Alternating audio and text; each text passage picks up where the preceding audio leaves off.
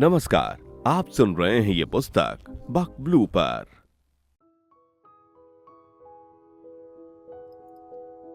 मुंबई की मुलाकात, पहली सुहाग रात।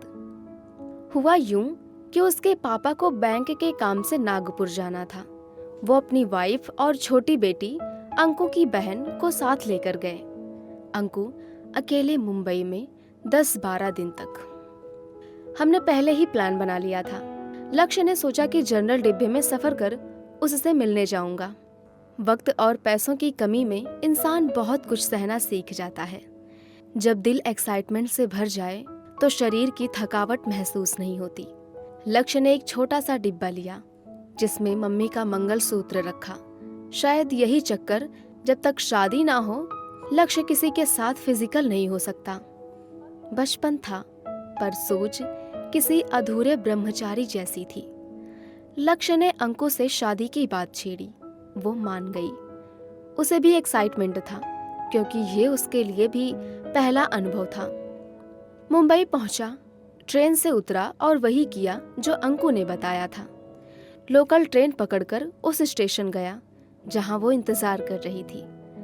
लक्ष्य और अंकु मिले, गले लगे, फिर मार्केट की ओर चल पड़े। उन्हें कुछ सामान लेना था, फ्रेश रोज पेटल्स और शादी की वरमालाएं। शादी और सुहाग रात की बालपन भरी कल्पनाओं में लिपटी तैयार थी। अब दोनों घर की ओर बढ़ रहे थे। उसके घर वाले पैकिंग कर रहे थे। उनका मिलन बस कुछ घंटों दूर था। उसने लक्ष्य को घर के पास वाले गार्डन में रुकवा दिया और खुद अकेले घर चली गई। लक्ष्य उस पार्क की बेंच पर बैठा 3 से 4 घंटे तक उसका इंतजार करता रहा। हर आती जाती हवा से यही पूछता रहा, अब तो आओ। गार्डन में वॉक करने आए लोगों और बच्चों को देखकर लक्ष्य अपना समय काट रहा था। अंकु की मम्मी को खाने के बाद इस गार्डन में टहलने की आदत थी।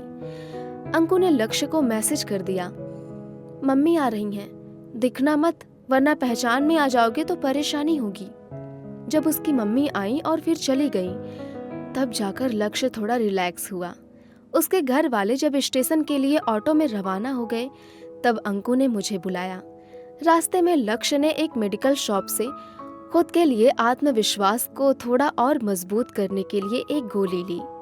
लक्ष्य अंकु द्वारा बताए मार्ग पर चल पड़ा, लेकिन बिल्डिंग पहचान न पाने के कारण थोड़ा आगे निकल गया। उसका कॉल आया और लक्ष्य पीछे मुड़कर उसके फ्लैट तक अकेला पहुंच गया। अंकु नहीं चाहती थी कि कोई उन्हें साथ देखे। लक्ष्य ने जैसे ही दरवाजे की घंटी बजाई, उसने दरवाजा खोला और मुस्कुराते हुए लक्ष्य को गले से लगा लिया। उस आलिंगन में एक अलग ही भावनात्मक जुड़ाव था। प्राइवेट स्पेस में ऐसा पहला मौका था जब हम देर तक एक दूसरे से चिपके रहे। थोड़ी देर बाद उन्होंने अलग अलग जाकर स्नान कर लेने का निर्णय लिया, क्योंकि अब उनके मन में कई कोमल शरारती ख्याल आने लगे थे। जब तक अंकु तैयार होकर आई, लक्ष्य ने बिस्तर को फूलों से सजा दिया। फिर लक्ष्य और अंकु हॉल में आए। उसने अपनी मम्मी की सफेद साड़ी पहनी थी और लक्ष्य ने अपना लाया हुआ सफेद कुर्ता। लक्ष्य और अंकु ने माथे पर माला भी बांधी। तथागत बुद्ध को साक्षी मानते हुए एक दूसरे को माला पहनाई, पंचशील की गाथा का उच्चारण किया और फिर लक्ष्य ने उसे मंगलसूत्र पहनाया। उसने झुककर लक्ष्य के पैर छुए। लक्ष्य ने उसे उठाकर गले से लगा लिया और अपने प्रेम का इजहार किया। अब वो क्षण आया जब उनका रिश्ता सिर्फ भावनाओं तक सीमित नहीं रहा। अंकु ने जाकर कपड़े बदले। उसने एक हल्का पारदर्शी टॉप और नीचे छोटा हॉट पैंट पहन रखा था। लक्ष्य ने भी अपने कपड़े बदल लिए और उसके बुलावे पर बेडरूम की ओर गया।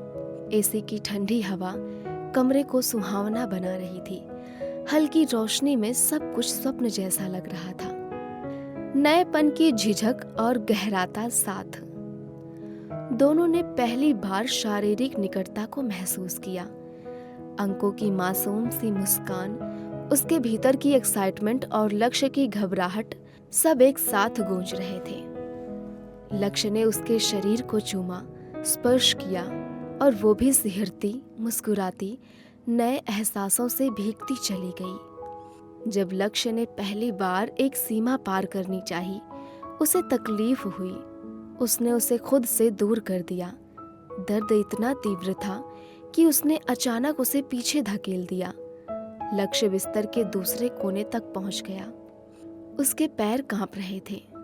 हम दोनों ने उस रात और आगे कुछ नहीं किया, बस एक दूसरे को पकड़कर प्यार से बातें करते हुए सो गए। सुबह की शुरुआत एक हल्की सी मुस्कान और गुड मॉर्निंग किस से हुई। रात का अधूरा एहसास अब एक बार फिर उनके सामने था, पर इस बार सब कुछ सहज था। हमने फिर से निकटता बनाई और धीरे धीरे वो दर्द अब सुख में बदलने लगा। लक्ष्य ने पूरी गरिमा और ध्यान से उसे महसूस किया। वो लक्ष्य को और गहराई से अपने पास बुलाती रही। पहली बार का अनुभव उन दोनों के लिए जीवन भर याद रहने वाला बन गया। शारीरिक जुड़ाव के बाद दोनों ने वॉशरूम जाकर खुद को साफ किया। बेडशीट पर रक्त की कुछ बूंदें थीं, उसे धोने के लिए वॉशिंग मशीन में डाल दिया। फिर लक्ष्य और अंकुश साथ में ब्रश करने गए और नहाने का मन बन गया। स्नान करते समय लक्ष्य और अंकु एक दूसरे के शरीर को प्यार से साबुन से सजा रहे थे। वो स्नान नहीं, एक तरह की भावनात्मक पूजा थी। लक्ष्य ने उसे पीछे से थामा, उसके नर्म स्पर्श को महसूस करता रहा। उसका बदन लक्ष्य की बाहों में सिमटता रहा। शावर की बूंदें दोनों के शरीर को भिगोती रही। झाग धीरे धीरे बहते चले गए और दोनों पूरी तरह एक दूसरे में डूबते चले गए। स्नान के बाद लक्ष्य और अंकु फिर एक दूसरे में खो गए। उसने अपने प्रेम को व्यक्त करने का हर तरीका अपनाया। लक्ष्य ने उसके साथ पूर्ण जुड़ाव की अनुभूति की। पानी में भीगता शरीर, भीतर की गर्माहट और उस क्षण की गहराई, सब कुछ अनोखा और अविस्मरणीय था। लक्ष्य के दोस्त करण ने उसे एक फैमिली पैक कॉन्डोम बॉक्स दिया था। 60 कॉन्डोम थे उसमें। लक्ष्य ने सोचा था 10 दिन के लिए इतने काफी होंगे, पर बाद में मुंबई में कुछ और खरीदने पड़े। एक बार तो अंकु ने भी खुद मेडिकल स्टोर जाकर कॉन्डोम लिया। बाद में उसने लक्ष्य को बताया कि कैसे उसने पहली बार कॉन्डोम मांगा, कैसा महसूस हुआ, शॉपकीपर का क्या रिएक्शन था।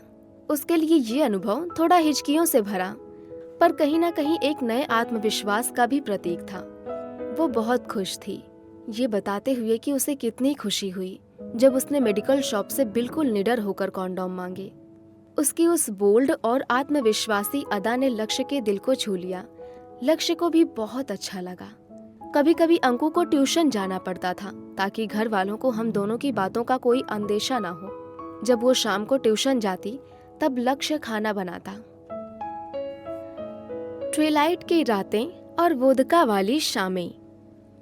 रात को हॉल में बैठकर ट्विलाइट की रोमांटिक फिल्में देखते हुए साथ खाना खाते थे।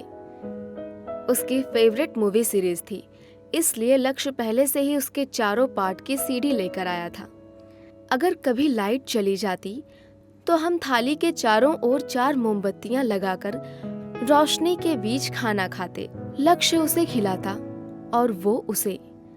उन दिनों लक्ष्य और अंकु ने अपने हाथों से कभी खुद को खाना नहीं खिलाया, सिर्फ एक दूसरे को। एक शाम लक्ष्य ने चिकन चिल्ली बनाया और साथ में सिमरन ऑफ वोदका की एक बोतल भी रखी थी।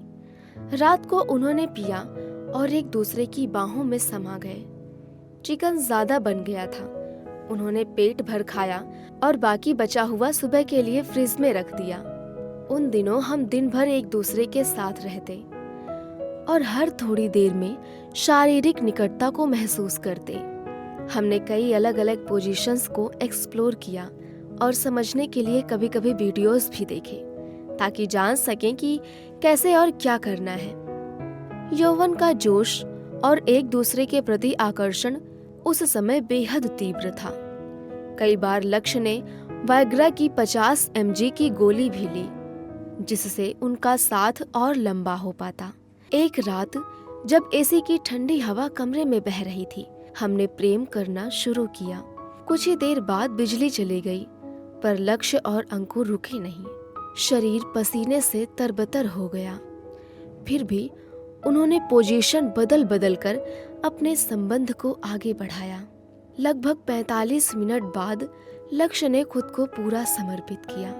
उसके बाद शॉवर के नीचे खड़ा होकर जब पसीना बहा रहा था तो शरीर को परम विश्राम और सुकून मिला। वो शब्दों में बयान नहीं किया जा सकता था। मुंबई शहर का दौरा। कुछ दिन बाद दोपहर के समय लक्ष्य और अंकु गोल्डन पगोड़ा घूमने गए। कुछ ऑटो और लोकल ट्रेन बदलने के बाद हमने फेरी की टिकट ली। लक्ष्य को नहीं पता था कि वो एक टापू जैसा है जहां जाने के लिए पानी की जहाज की जरूरत होती है। उन्होंने फेरी में बैठकर ढेर सारी तस्वीरें ली। उनके पास एक छोटा सा डिजिटल कैमरा था। कभी किसी से उनके साथ में तस्वीरें खिंचवाते तो कभी एक दूसरे की फोटो लेते। करीब 20 मिनट में लक्ष्य और अंकु वहां पहुंचे। वहां पहुंचते ही डोनाल्ड डक और मिकी माउस के कॉस्ट्यूम पहने लोग लक्ष्य को मुस्कुरा कर स्वागत करते दिखे। बच्चों के साथ खेलते मस्तियां करते ये किरदार जैसे हमें बचपन की मासूमियत में लौटा लाए। पास ही कुछ संगीतकार तबला और भोपू बजा रहे थे। संगीत और उत्सव का समागम था। असल में गोल्डन पगोड़ा के पास ही एक्सेल वर्ल्ड था जहां अम्यूजमेंट पार्क था और वाटर एक्टिविटी होती थी। मुझे वहां जाने का मन था, लेकिन अंकु ने कहा अगर सुबह से आएंगे तो पैसा वसूल हो जाएगा, क्योंकि एक बार अंदर जाने के बाद पूरा दिन वहीं बिता सकते हैं। हम अपनी मंजिल की ओर बढ़ चले।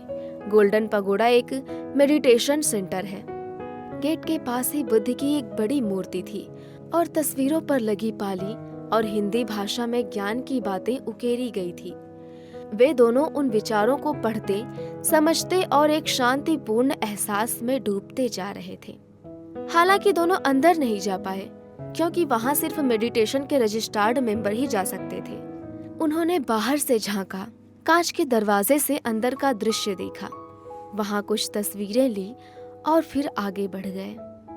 थोड़ी देर बाद गार्डन में कुछ समय बिताया और फिर वापस फेरी की ओर लौटे। फेरी में वापसी के दौरान डूबते सूरज के साथ उन्होंने कुछ तस्वीरें ली। किनारे पहुंचकर बस पकड़ी। बस के पीछे वाली सीट पर लक्ष्य और अंकु बैठे।